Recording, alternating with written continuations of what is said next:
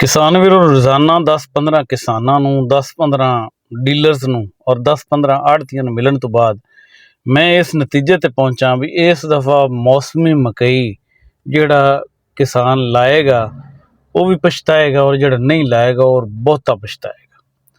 ਹੁਣ ਤੁਹਾਡੇ ਦਿਮਾਗ ਵਿੱਚ ਫੌਰਨ ਸਵਾਲ ਇਹ ਪੈਦਾ ਹੋਏਗਾ ਕਿ ਯਾਰ ਲਾਣ ਵਾਲਾ ਵੀ ਪਛਤਾਏਗਾ, ਨਾ ਲਾਣ ਵਾਲਾ ਵੀ ਪਛਤਾਏਗਾ, ਤੇ ਇਹਦਾ ਕੀ ਮਤਲਬ ਹੋਇਆ?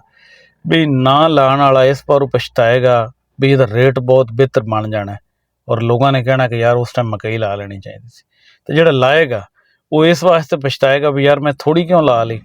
ਇਹ ਜੁਮਲਾ ਸਾਡੇ ਇੱਕ ਬੜੇ ਅੱਛੇ ਦੋਸਤ ਜਿਨ੍ਹਾਂ ਦਾ ਜ਼ਰਾਤ ਦੀ ਅਜਨਾਸ ਦੀ ਖਰੀਦੋ ਫਰੋਖਤ 'ਚ ਬਹੁਤ ਜ਼ਿਆਦਾ ਤਜਰਬਾ ਹੈ, ਅਖਤਰ ਚੌਹਾਨ ਸਾਹਿਬ, ਉਹਨਾਂ ਨੇ ਸਾਨੂੰ ਬੋਲਿਆ ਔਰ ਮੈਨੂੰ ਬੜਾ ਪਸੰਦ ਆਇਆ ਵੀ ਵਾਕਈ ਸਿਚੁਏਸ਼ਨ ਇਹ ਬਣ ਗਈ ਹੈ ਕਿ ਸਾਡਾ ਜਿਹੜਾ ਫਾਰਮਰ ਹੈ ਉਹ ਪਰੇਸ਼ਾਨ ਹੈ ਕਿ ਹੁਣ ਮੈਂ ਲਗਾਵਾਂ ਕੀ, ਕਿਉਂਕਿ ਬੁਨਿਆਦੀ ਤੌਰ 'ਤੇ ਗੰਦਮ ਕਣਕ ਯਾਨੀ ਕਿ ਉਹਦਾ ਪ੍ਰੋਗਰਾਮ ਫੁੱਸ ਹੋ ਗਿਆ, ਵਿਕੀ ਨਹੀਂ, ਲੋਕ ਘਾਟੇ 'ਚ ਗਏ।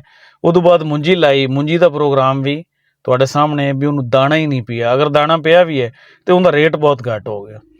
ਇਸ ਟਾਈਮ ਦੇ ਵਿੱਚ ਮਾਰਕੀਟ ਦੀ ਸਿਚੁਏਸ਼ਨ ਅਗਰ ਅਸੀਂ ਵੇਖੀਏ ਤੇ ਮਾਰਕੀਟ ਦੇ ਵਿੱਚ ਮਕਈ ਜਿਹੜੀ ਬਹਾਰੀਆ ਸੀ ਉਹਦੀ ਪੈਦਾਵਾਰ ਬਹੁਤ ਘੱਟ ਆਈ ਹੈ ਔਰ ਪਿਛਲੀ ਬਹਾਰੀਆ ਔਰ ਇਹ ਬਹਾਰੀਆ ਸਾਰੀ ਮਿਲਾ ਮਿਲੂ ਕੇ ਅਰਾਈਵਲ ਜਿਹੜਾ ਹੈ ਮੰਡੀਆਂ ਦੇ ਵਿੱਚ ਬਹੁਤ ਘਟ ਗਿਆ ਔਰ ਮਕਈ ਜਿਹੜੀ ਹੈ ਓਵਰਆਲ ਜਿਨ੍ਹਾਂ ਲੋਕਾਂ ਨੇ ਸਟਾਕ ਵੀ ਕੀਤੀ ਹੋਈ ਸੀ ਉਹ ਵੀ ਰੇਟ 2900 3000 ਹੋਣ ਦੇ ਵਿੱਚ ਸਾਰੀ ਵੇਚ ਕੇ ਬੈਠ ਗਏ। ਹੁਣ ਕੁਛ ਰਹਿ ਵੀ ਗਏ ਤੇ ਉਹਨਾਂ ਨੇ ਵੀ ਵੇਚ ਹੀ ਲੈਣੀ, ਜ਼ਾਹਿਰੀ ਬਾਤ ਹੈ। ਜਿਹੜੇ ਬੰਦੇ ਨੇ 1700 ਦੀ ਖਰੀਦੀ ਹੋਈ ਹੈ 3000 ਦੀ ਵਿਕੇਗੀ, ਜ਼ਾਹਿਰੀ ਬਾਤ ਹੈ ਉਹਨਾਂ ਨੂੰ ਪੈਸੇ ਬਚਣੇ ਹਨ, ਉਹਨਾਂ ਵੀ ਵੇਚ ਲੈਣੇ ਹੈ। ਇਸ ਟਾਈਮ ਦੇ ਵਿੱਚ ਜਿਹੜੀ ਸਾਈਲੇਜ ਬਣਾਉਣ ਵਾਲੀ ਕੰਪਨੀਆਂ ਹਨ ਜਾਂ ਜਿਨ੍ਹਾਂ ਨੇ ਡੰਗਰ ਰੱਖੇ ਹੋਏ ਹਨ, ਡੇਅਰੀ ਫਾਰਮਸ ਬਣਾਏ ਹੋਏ ਹਨ, ਉਹ ਵੀ ਪਰੇਸ਼ਾਨ ਹਨ ਵੀ ਅਸੀਂ ਸਾਈਲੇਜ ਕਿੱਥੋਂ ਲਵਾਂਗੇ, ਕਿਉਂਕਿ ਇਸ ਦਫਾ ਮੌਸਮੀ ਮਕਈ ਦੇ ਵਿੱਚ ਜਿਹੜਾ ਡਿਕਰੀਜ਼ ਹੈ, ਬਹੁਤ ਵੱਡੇ ਵੱਡੇ ਦੋਸਤ ਜਿਹੜੇ ਮਕਈ ਦੀ ਫੀਲਡ ਨੂੰ ਸਮਝਣ ਵਾਲੇ ਹਨ ਉਹਨਾਂ ਦੇ ਨਾਲ ਗੱਲ ਹੋਈ ਤੇ ਉਹ ਕਹਿੰਦੇ ਹਨ ਕਿ 50% ਡਿਕਰੀਜ਼ ਅਸੀਂ ਇਹਨੂੰ ਗਿਣਾਂਗੇ, 50% ਕਮ ਲੱਗ ਰਹੀ ਹੈ ਮਕਈ। ਜ਼ਾਹਿਰੀ ਬਾਤ ਹੈ ਸਾਈਲੇਜ ਵੀ ਪਹਿਲੇ ਬਣਦਾ ਸੀ, ਦਾਣੇ ਵਾਸਤੇ ਵੀ ਇੱਥੋਂ ਹੀ ਮਕਈ ਲੱਗਦੀ ਸੀ ਔਰ ਕੱਚੀ ਛੱਲੀ ਵਾਸਤੇ ਵੀ, ਉਹ ਸਾਰੀ ਦੀ ਸਾਰੀ ਜਿਹੜੀ ਇਹਦੀ ਨੀਡ ਹੈ, ਜ਼ਰੂਰਤ ਹੈ, ਉਹ ਤਾਂ ਬਿਲਕੁਲ ਨਹੀਂ ਖਤਮ ਹੋਈ, ਉਹ ਤਾਂ ਵਧੀ ਹੈ ਔਰ ਮਕਈ ਬਿਲਕੁਲ ਘਟ ਗਈ ਹੈ। ਇਹਦਾ ਮਤਲਬ ਸਿੱਧਾ ਸਿੱਧਾ ਇਹ ਹੋਇਆ ਕਿ ਰੇਟ बढ़ेगा, ਸਾਈਲੇਜ ਦਾ ਰੇਟ ਵੀ बढ़ेगा, ਦਾਣੇ ਵਾਲੀ ਮਕਈ ਦਾ ਰੇਟ ਵੀ बढ़ेगा ਔਰ ਕੱਚੀ ਛੱਲੀ ਵਾਲੀ ਮਕਈ ਦਾ ਰੇਟ ਵੀ बढ़ेगा। ਔਰ ਅਗਰ ਅਸੀਂ ਵੇਖੀਏ ਕਿ ਹੁਣ ਵਕਤ ਕਾਸ਼ਤ ਦਾ ਵੀ ਲੇਟ ਤਾਂ ਨਹੀਂ ਹੋ ਗਏ ਹੈ, ਦੇਖੋ ਗੱਲ ਇਹ ਹੈ ਕਿ ਕਣਕ ਸਾਰੀ ਸਾਡੀ ਵਿਕੀ ਨਹੀਂ ਹੈ। ਹੁਣ ਜਿਹੜੇ ਇਲਾਕਿਆਂ ਦੇ ਵਿੱਚ ਉਤੋਂ ਕਣਕ ਲਾਉਣ ਦਾ ਇਹ ਸੋਚ ਰਹੇ ਲੋਕ, ਜ਼ਾਹਿਰੀ ਬਾਤ ਹੈ ਅਸੀਂ ਭਾਵੇਂ ਸੋਨਾ ਉਗਾ ਲਈਏ, ਜਿਹੜੀ ਫਸਲ ਵੇਚ ਹੀ ਨਹੀਂ ਰਹੀ, ਜਿਹਦਾ ਰੇਟ ਹੀ ਨਹੀਂ ਹੈ, ਉਹਨੂੰ ਲਗਾਉਣ ਦਾ ਕੀ ਫਾਇਦਾ। ਤੇ ਕਣਕ ਦੁਬਾਰਾ ਲਗਾਉਣ ਦਾ ਮੈਂ ਨਹੀਂ ਸਮਝਦਾ ਕਿ ਇਤਨੇ ਵੱਡੇ ਪੈਮਾਨੇ ਤੇ ਲਗਾਉਣ ਦਾ ਕੋਈ ਫਾਇਦਾ ਹੋਏਗਾ। ਅਸੀਂ ਇਹ ਮਸ਼ਵਰਾ ਦੇਵਾਂਗੇ ਕਿ ਜਨਾਬ ਹੁਣ ਤੁਸੀਂ ਮਕਈ ਲਾਓ, ਕਿਉਂਕਿ ਪਿੱਛੇ ਟੈਂਪਰੇਚਰ ਬਹੁਤ ਜ਼ਿਆਦਾ ਰਿਹਾ ਹੈ, ਮਕਈ ਦਾ ਜਿਹੜਾ ਹੈ ਉਹ ਲਾਉਣ ਦਾ ਟਾਈਮ ਹੀ ਨਹੀਂ ਆਇਆ ਸੀ।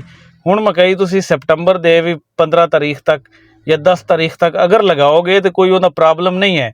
ਪਿਛਲੇ ਸਾਲ ਅਗਰ ਤੁਹਾਨੂੰ ਯਾਦ ਹੋਵੇ ਤਾਂ ਦਸੰਬਰ ਤੱਕ ਸਰਦੀ ਇਤਨੀ ਜ਼ਿਆਦਾ ਨਹੀਂ ਪਈ ਸੀ, ਤੇ ਇਹਦੇ ਉੱਤੋਂ ਜਾ ਕੇ ਬਹਾਰੀਆ ਮਕਈ ਲਗਾ ਲਓ।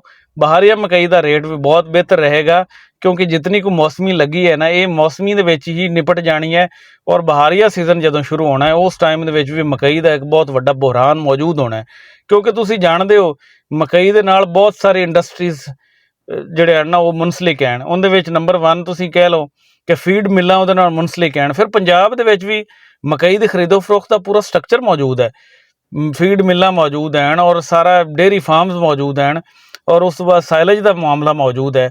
ਇਸ ਵਾਸਤੇ ਮਕਈ ਦੀ ਜਿਹੜੀ ਸ਼ਾਰਟੇਜ ਹੈ ਉਹ ਇੱਥੇ ਮੌਜੂਦ ਹੋਣੀ ਹੈ ਔਰ ਰੇਟ ਇਹਦਾ 3000 ਤੋਂ ਵਧਣ ਦੇ ਜਿਹੜਾ ਹੈ ਚਾਂਸਿਸ ਮੌਜੂਦ ਹਨ, ਕਿਉਂਕਿ ਫੀਡ ਮਿੱਲਾਂ ਨੂੰ ਵੀ ਚਾਹੀਦੀ ਹੈ ਮਕਈ, ਉਸ ਤੋਂ ਬਾਅਦ ਸਾਈਲੇਜ ਵਾਲਿਆਂ ਨੂੰ ਵੀ ਮਕਈ ਚਾਹੀਦੀ ਹੈ, ਕੱਚੀ ਛੱਲੀ ਵਾਲਿਆਂ ਨੂੰ ਮਕਈ ਚਾਹੀਦੀ ਹੈ, ਮਕਈ ਦੇ ਨਾਲ ਕੁਕਿੰਗ ਆਇਲ ਵੀ ਬਣਦਾ ਹੈ, ਮੁਰਗੀਆਂ ਦੀ ਫੀਡ ਵੀ ਬਣਦੀ ਹੈ ਔਰ 106 ਕੇ ਪਤਾ ਨਹੀਂ ਕਿਤਨੇ ਇਸ ਤੋਂ ਵੀ ਜ਼ਿਆਦਾ ਜਿਹੜਾ ਹੈ ਨਾ ਪ੍ਰੋਡਕਟਸ ਬਣਦੇ ਹਨ। ਠੀਕ ਹੈ, ਔਰ ਹੁਣ ਤੱਕ ਦੇ ਆਦਾਦੋ ਸ਼ੁਮਾਰ ਦੇ ਮੁਤਾਬਿਕ ਜਿਹੜੀ ਮਕਈ ਪਿਛਲੇ ਸਾਲਾਂ 'ਚ ਲੱਗਦੀ ਸੀ ਉਹਦਾ 50% ਵੀ ਨਹੀਂ ਲੱਗੀ, ਤੇ ਇਹਦਾ ਮਤਲਬ ਤਾਂ ਇਹ ਹੈ ਨਾ ਕਿ ਇਹਦਾ ਰੇਟ ਬਹੁਤ ਬਿਹਤਰ ਰਹੇਗਾ।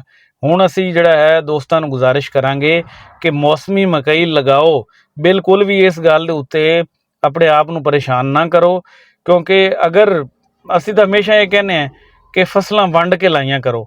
ਹੁਣ ਮੌਸਮੀ ਮਕਈ ਦਾ ਵੇਲਾ ਹੈ, ਮੌਸਮੀ ਮਕਈ ਲਗਾਓ, 2-3 ਮਹੀਨੇ ਵਿਹਲੀ ਛੱਡਣ ਦੀ ਜ਼ਰੂਰਤ ਨਹੀਂ ਹੈ। ਅੱਗੇ ਪਿੱਛੇ 2-3 ਕਰਾਪਸ ਅਸੀਂ ਖ਼ਰਾਬ ਕਰ ਚੁੱਕੇ ਹਾਂ, ਪੈਸੇ ਨਹੀਂ ਆਏ। ਮੌਸਮੀ ਮਕਈ ਨੇ ਸਾਨੂੰ ਬਹੁਤ ਬਿਹਤਰੀਨ ਪੈਸੇ ਦੇਣੇ, ਇਸ ਵਾਸਤੇ ਕਿਸੇ ਵੀ ਐਰੇ ਗੈਰੇ ਨੱਥੂ ਵੱਲ ਖੈਰੇ ਦੇ ਮਗਰ ਲੱਗ ਕੇ ਮੌਸਮੀ ਮਕਈ ਨਾ ਛੱਡੋ। ਮੌਸਮੀ ਮਕਈ ਲਗਾਓ। ਨਿਜ਼ਾਮ ਤੇ ਅੱਲਾ ਦਾ ਹੈ, ਲੇਕਿਨ ਇੱਕ ਤਜਜ਼ੀਏ ਦੇ ਮੁਤਾबिक ਅਸੀਂ ਤੁਹਾਨੂੰ ਦੱਸ ਰਹੇ ਹਾਂ ਕਿ ਮੌਸਮੀ ਮਕਈ ਨੇ ਬਹੁਤ ਅੱਛਾ ਰਿਜ਼ਕ ਦੇਣਾ ਹੈ ਔਰ ਪ੍ਰੋਫਿਟ ਵੀ ਦੇਗੀ ਔਰ ਸਾਡਾ ਜਿਹੜਾ ਫਾਰਮਰ ਹੈ ਉਹਦੇ ਵਾਸਤੇ फ़ायदेमंद भी होएगी। मैं उम्मीद करना वीडियो ਤੁਹਾਡੇ ਵਾਸਤੇ फ़ायदेमंद होएगी।